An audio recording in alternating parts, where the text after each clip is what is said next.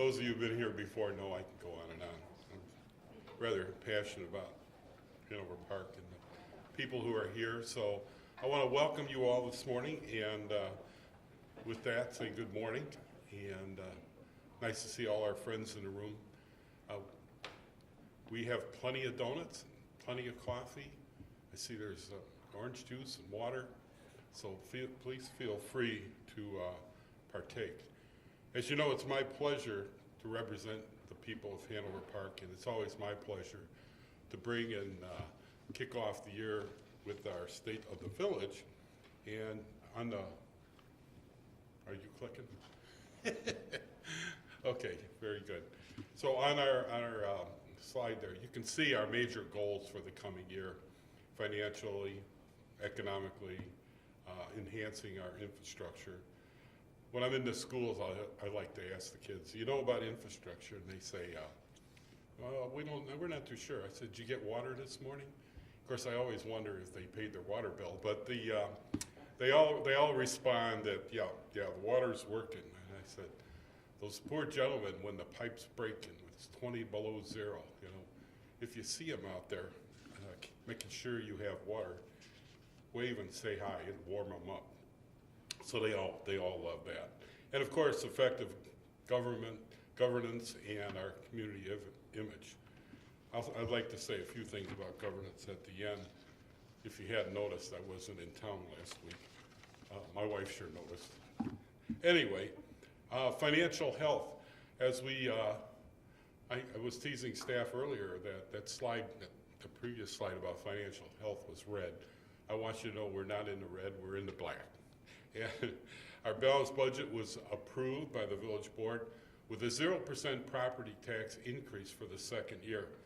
This has been a goal to try to respond to the needs of our community, and our municipality has been working hard with the staff to position ourselves so that we can impact the residents at a minimum. Now, there's so many things that affect the tax bill. We all know that anything can raise the taxes, raise the cost, the EAV. There's so many factors to that. And so we aspire to achieve. So as a home rule municipality, we ask for dollars. So we've been asking for the same dollars for the last 2 years. I want you to know, though, that it's going to be difficult if the state can't seem to manage itself, particularly with pensions. I'm not telling them they turn off the pensions. I think those that have a pension, earn their pension, I believe they work hard for their pensions, but the state has to acknowledge the fact that it's a mandate they put in place that we aspire to achieve and exceed, and there's a lot of literature going out now about local government, how bad local government is, how much in debt local government is. But I want you to know that we are working and diligently trying to manage that and keep it under control while being fair to the residents by having quality police and fire and public works and employees that represent the needs of our community. Additionally, we have frozen our water and sewer increases for the last 3 years. This is a priority of the municipality because many of you know that live here. The city of Chicago hit us shortly after Rahm Emanuel came in office with a 25% increase in water, followed by 4 years of a 15% increase. So we're on the Jawa board. We buy water from the city of Chicago, and we have worked diligently to write a new contract with the city of Chicago. So we will not, in the future, see any increases greater than 5%. And we are working diligently. Public Works, TJ heads up that department. He's in the room here somewhere. Where are you, TJ? There you are. I made him smile. You know, these Public Works guys don't always smile. They're in the hole digging around. But TJ's been a wonderful leader for us in that department, monitoring the usage and loss of water. We're seeing the difference. Your department is doing an excellent job in that manner, and it's causing us to save some dollars. And so we can pass that on to our residents by increasing those rates. For the 27th year in a row, Hanover Park has received the GFOA, the Government Finance something office, whatever. One of those distinguished offices. We've received the budget award for fiscal year 2017, 27 years in a row. Remy, you're tough.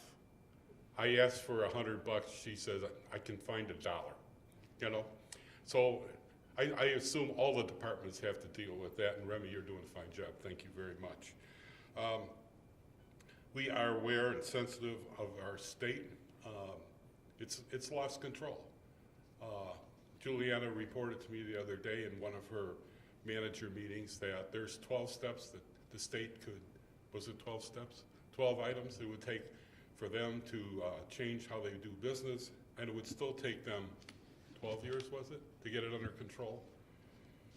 What's our level of confidence that the state will do that? I don't even have to respond to, ask anybody to respond to that. I think their history has demonstrated where they're at. Our economic development and redevelopment, I'm really proud of this.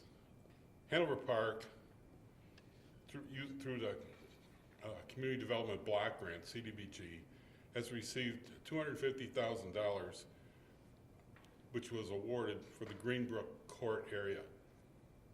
About, Chief Hague, 5 years ago, we had a fire in one of those garages over on J Court, and I declared war in that neighborhood, meaning it's a highly sensitive, highly ugly, highly forgotten area of our community.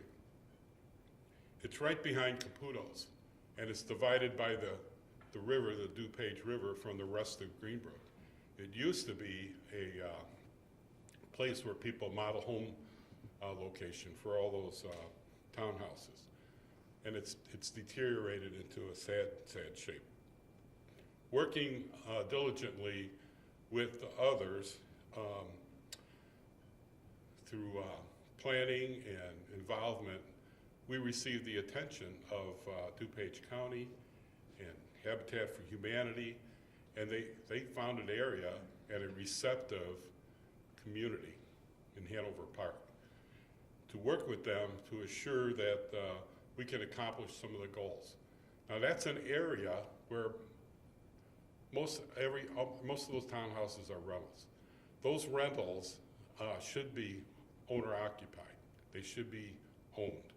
And so one of the goals with Habitat for Humanity is to help families to own their own home and to work with them and to help them maintain and acquire a mortgage. And so we're really pleased with the work of Habitat in that area. And so they've already bought like 3 townhouses in the Greenbrook area, and they're looking to redevelop the J Court area. So we have nearly $6 million in private investment with remodeling development. And what's exciting about that, places you would hardly expect, McDonald's, we have a couple of them. There's one on Lake Street and there's one on Barrington Road. They both invested about $2.25 million in their reinvestment, their rebuild, their reconstruction, in their business practice upgrades. So that's exciting. Their revenue has gone up. I know the one on Barrington Road what was it? Where's Shubra? We had a number. The revenue went up, what, 50%? 35%. Quite a number. So we get a penny for every hamburger.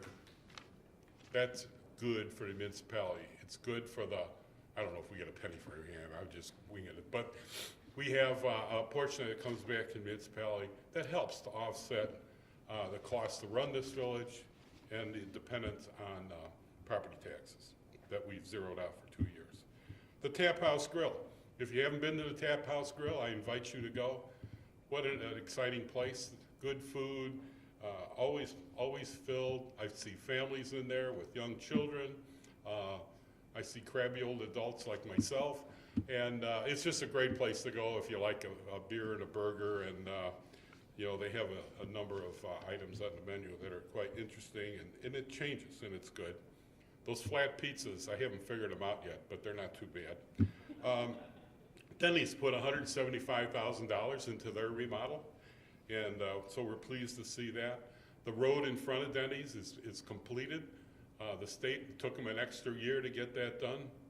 If you recall, they ran out of money last year, and so the businesses in that shopping center had to do a little suffering. We're sensitive to that. And I spoke to corporate leaders at Denny's, and they decided during that period they would invest in their building, and they did so, and it's a different place to go into today. We had 1700 Drake, we had an industrial expansion.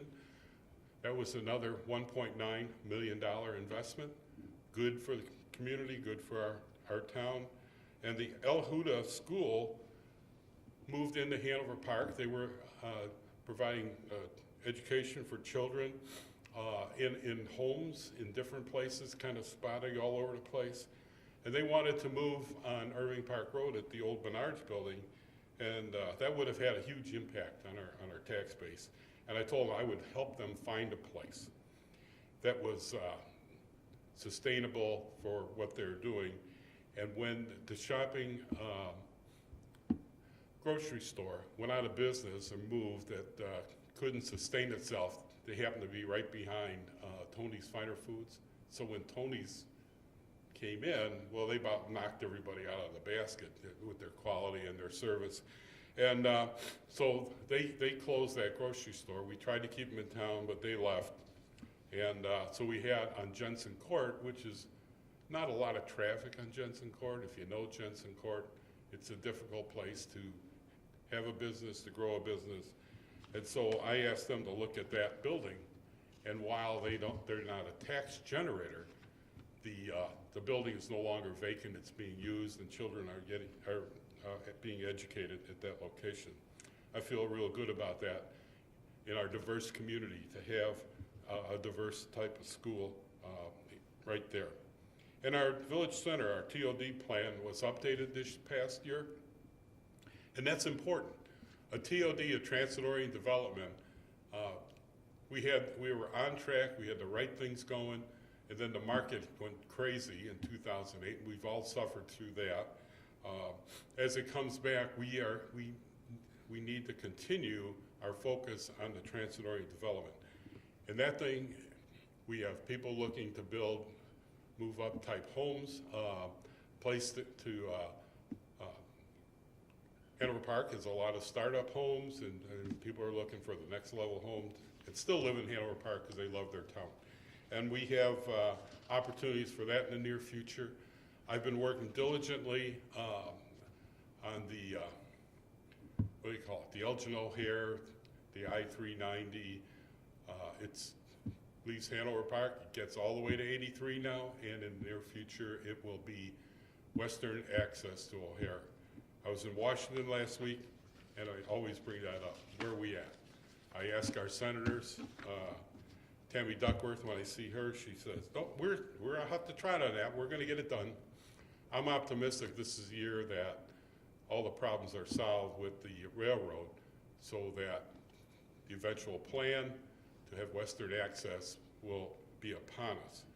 And my comment to that, when I talked to the governor, as I did the week before last, my comment to him was, not only do we need to reinforce education in our community, our pathway to head a household type of jobs, but we also need that western access. And what does that mean?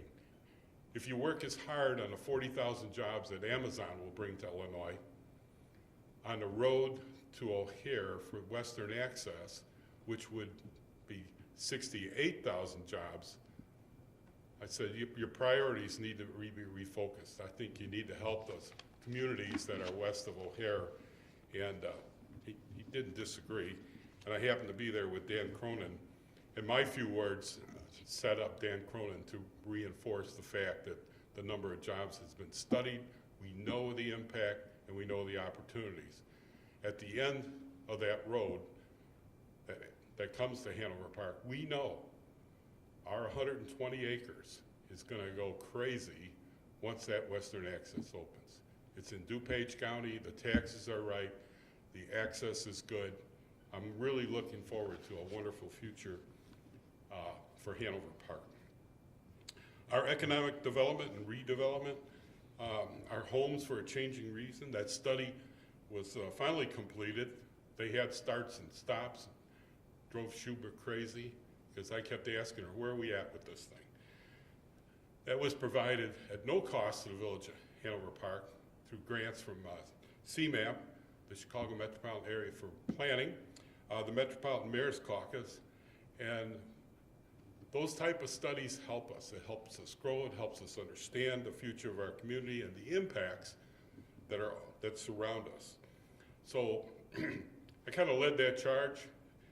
Hanover Park, West Chicago, and Glendale Heights all benefited from that one study. They had enough money to do it, to provide that for 3 communities.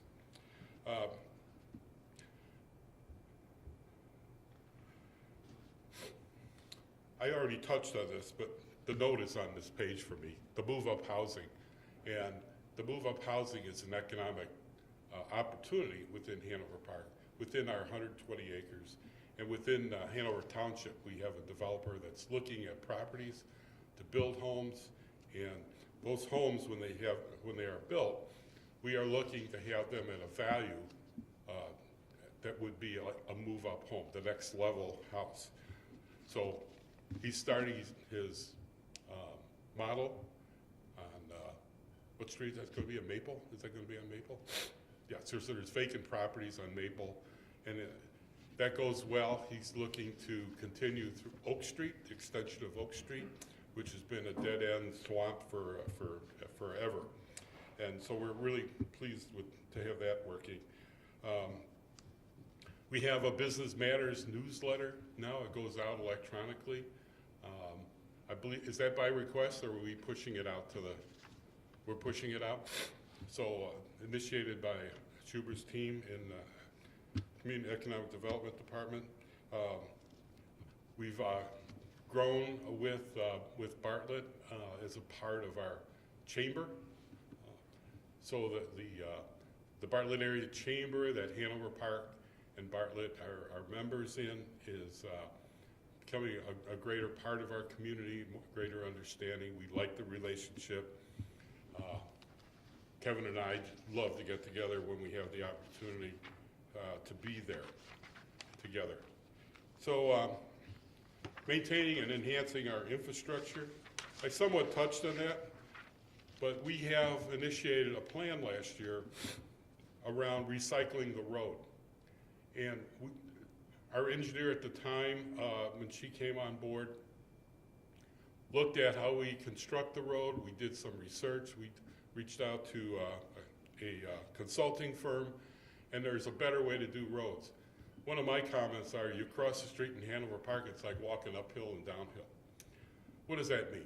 That means that for years, we scraped the curbs and we repaved the road. The center got higher, the water retention for our roads was lost, and so that was affecting some of the homes in our community. We revisited that. We now have to rebuild the road. We found a way to do that so we can recover what we grind up, we can return to the road. We have found ways that we can put an underlayment in there using specific materials, and it'll make the road last even longer. So the future of potholes are in jeopardy, but we know they don't go away. So TJ, again, your department, you get my calls all the time. Hey, I just hit another pothole, and my wife thinks I miss a few because I don't feel them in my truck as much as she feels them in her car. So the Emerald Ash Borer program has been close to being wrapped up. This is the final year. We can see the horizon, is that correct? They called me in the middle of the winter. You know, we had this below zero weather for a few months, and they said, our trees are cracking. Oh, what do you mean our trees are cracking? So we have a type of tree, which is, what is it? Sycamore. The sycamore tree. it gets full of fluid. If it freezes, the bark cracks. Hopefully, we don't have to tear down all those trees, but our program that we initiated a number of years ago with the beginning of the ash borer was to plant different species of trees throughout the town. So if one goes bad, we don't have a nightmare over having to replace the whole town's trees that the emerald ash borer presented to us. We've implemented a new computer-based inspection system, so we're tracking and monitoring what is occurring in our community. If there's history, we can track that history. We've purchased a new 100-foot tower ladder, and that, you know, it makes a difference when you can pay cash for a ladder truck. Ladder truck is $1.2 million. They don't come cheap. They're very expensive, but if you put a few dollars away every year, which we do for the last 18 years, when it comes time to buy that $1.2 million fire truck, state-of-the-art, functional, it'll got a basket on the front. It's a wonderful, wonderful tool that we have here in the Village of Hanover Park. It's very similar to the one we bought in 2001 when I first came to the board, leaving the fire district. That ladder truck is still functional.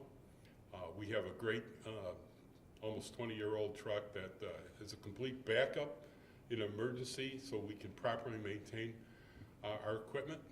So I'm feeling really good about our future with our operations there. But we were able to save $50,000, that's not chump change, you know, by paying cash for that ladder truck. And then we continue to put money away for the future purchase. And if you don't do that, as many communities find out, there's wonderful bonding programs that you can borrow money to pay for that truck, but it's going to, instead of $1.2 million, it's going to be $1.3 million. And then you add a 3% tax on borrowing that money every year, and you compound that. Only a banker can tell you for sure what that truck is going to cost you. And that's why Remy stays awake at night, making sure we're not going to spend the taxpayers' money inefficiently. So I'm really, really pleased that in our fire department, we have quality equipment, we have quality people, and those that have to use that equipment have a lot of pride. And that spreads out throughout the community, pride in Hanover Park. People work a little bit harder and a little bit longer, and have a little more commitment, knowing the leadership, this board, this staff, support this community in an exceptionally well. Our community image, if you haven't been in Hanover Park in the last 5 years, you notice the difference. You notice the quality of life is improved. You notice that we're investing dollars in baseball and football fields along Barrington Road. We come up with a 40-year agreement with MWRD, and all our dollars that we earn from video gaming is a line item just for those fields. So we've invested dearly in those, and baseball and football is responding. And if you've been down Barrington Road, you've noticed a couple of things.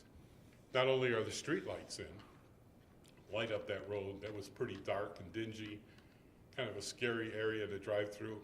It's all lit up at night now, and it looks good. State-of-the-art lighting. It just, I don't know how they do it, but it just floods that whole road and it looks good. You don't have to be wondering, where am I in the middle of town? The sign that was promised to football, baseball, and to our community is right there. It shows our new logo that we're pretty proud of. Our image is important. People want to recognize Hanover Park. I seem to be doing a pretty good job. I was on the news last week, so I went to visit the White House, and what are you doing there? You know, well, just taking the values of Hanover Park and sharing those, have that opportunity. So I'm really proud of our web design. Our deputy manager, Webb, He's here somewhere, I think. Oh, there he is back there. Making sure that the mayor looks good on the video, right? So anyway, David's doing a marvelous job in our leadership role, in our leadership for some of the events of our 60th anniversary that we're celebrating this year, along with our new logo. Our new logo has a wonderful spirit, a wonderful color. It's a vision for the future, and we are laying those visions out in the hopes and prayers of the village board to see that we get those accomplished. And we're going to lean on the state to do the right things right. I'm in touch with our state leaders and have conversation with them all the time. When they talk about our tagline, one of the things that will jump out at you is America's Global Village. So we represent in Hanover Park 80 nationalities, and over 30 languages are spoken in our town.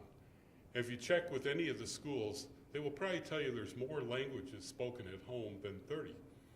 When I was at Ann Fox, I was asked, how many languages are spoken at home? And they gave me a number in the 50s. So it's, whatever the number is, it's significant. This is a town that is a hometown for many families. It's a safe town. We have a police department that a number of years ago, we did a number of studies, 5 to be exact, about what's the right size of our police, how should we establish ourselves for perpetuity. If you've been through the police station that was completed in 2012, you will see it's exceeding all expectations. It was well constructed, it was well designed, and it was well thought through. When our very expensive vehicles, a police squad car, if you used to use the old terminology, that has more electronics in it than you can even imagine. So we have those in the garage. They're ready to roll if the moment hits. Most of them are on the street all the time, but they're well protected, they're well maintained, and we also have a fund to replace those when the time comes.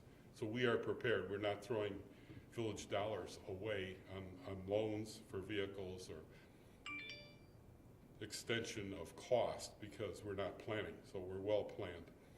And so our record low crime, and I'm not going to elaborate this, but we're like on the 8th year consecutively of reducing crime. And that is a dedication by 3 police chiefs, Chief Mosier, Chief Webb, and now Chief Minot. They're all on track, have a single focus for protecting the people of Hanover Park and assuring that we have a safe community. And I'm in the schools, and I ask the children, do you feel safe in our town? Oh, absolutely. Why wouldn't we?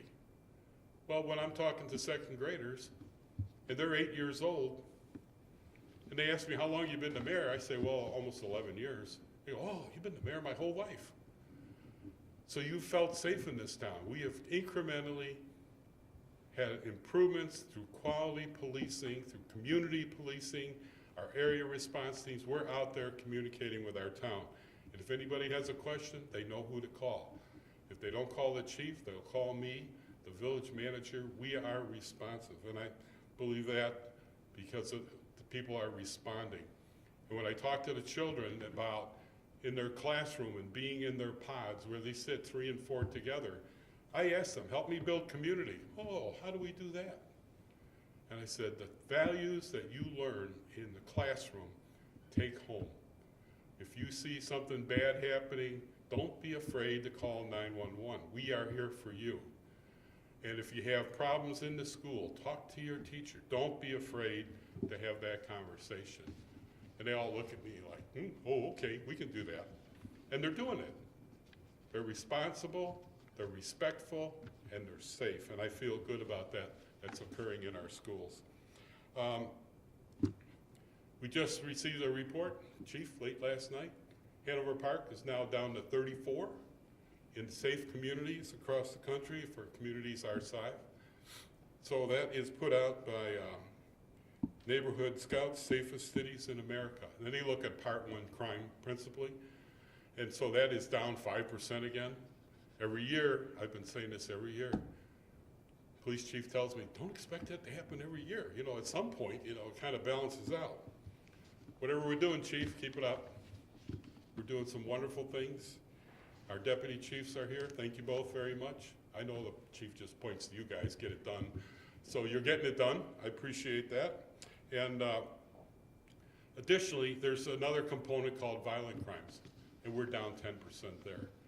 And I don't dig down into what type of crimes those are, but you can imagine some of the things that are going on. But the police department's responsive, and people are starting to understand what our expectations are in Hanover Park for a safe community. Effective governance, I can share with you that all aspects of our community, from the Educational WorkNet Center, last week I handed a personal letter to the governor, and I said, read this at your leisure, because I expect the state to provide some support that the legislature passed and approved and you voted yes on. So he's, okay, I'll take a look. I'm not the eternal optimist when it comes to dealing with the state, but we'll see. That was just last week. Again, our area response teams and our Smarter Research Project. And Chief Haig, I love the initiative. I think the initiative is important. Firefighters are wearing monitoring that measures their psychological responses during each 24-hour shift. Data is being collected. We're working with Skidmore College, correct? Hand in hand. The grant that was received was with, what was the name of that company? The clothing company? Global? Globe. So Globe has provided wearing devices for officers, not the heavy duty firefighting, but a lot of their work is done going to auto crashes, EMS type of calls. Our paramedics work hand in hand.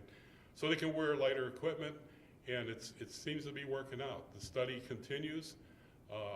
We've received the grant for the clothing, and it's a model of leadership in the northwest suburbs, and certainly in Illinois, where Chief Haig and his team are doing some marvelous work. They're not afraid to take on the initiative, and it evolves into change within the department and a lot of pride among our folks that are firefighters in our community. And we have many, I say firefighters because we have many women that also work in our fire department. You don't see that in every community. And recently our board adopted its 3-year plan, and I want to pop over to our new businesses. And so we have a list of many of our new businesses that are off to a great start in our community. We've been working diligently to assure that they are with us and involved with us, and you can see the list. And I notice Tap House Grill is in there. It's become one of my favorite spots to go and have some munchies, you know, with dinner or lunch with someone. So I'd like to thank everyone for coming.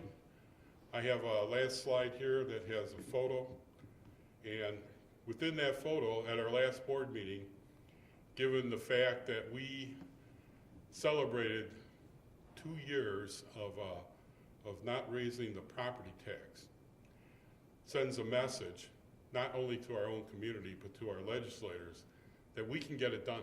We can figure out how to get it done. And I wanted to thank the entire staff, which you can see in the front row. I'm not staff, I'm just the mayor. And in the back row, we have my board. And we have all worked together diligently with a plan, with a hope for the future. And with all of you, I want to thank you all very much for coming today. And thank you very much. And to our village manager, Juliana, thank you. We can't do it without you.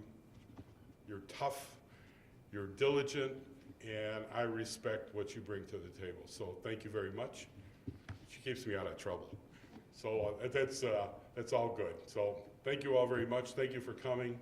And I thought I'd have my coffee finished, but I don't know how to untalk.